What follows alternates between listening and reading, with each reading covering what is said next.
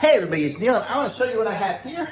This is like a curb piece here. It's like a ramp, so you can use it like at our front door. You see we have this big step here, and if we have anybody coming with a wheelchair or something like that and they want to come into our house, now I'm able to put this up, and look at that. Now somebody can just roll right on up on into the house without having to worry about the step. So it comes with that. It came with some screws and some covers and stuff like that too, so we could screw it down if we wanted it to be, if we were having problems with it slipping or something like that. But ours is going to be a temporary measure as people come in with a wheelchair or a dolly to load things up. It would be good actually for like a mover or something like that too.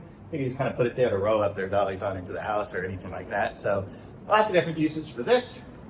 We will be using it, keeping it here on the side. So whenever anybody has the need, we're able to just pull it right on over and use it. So very cool little setup here, and it's just the right size for our doorway. So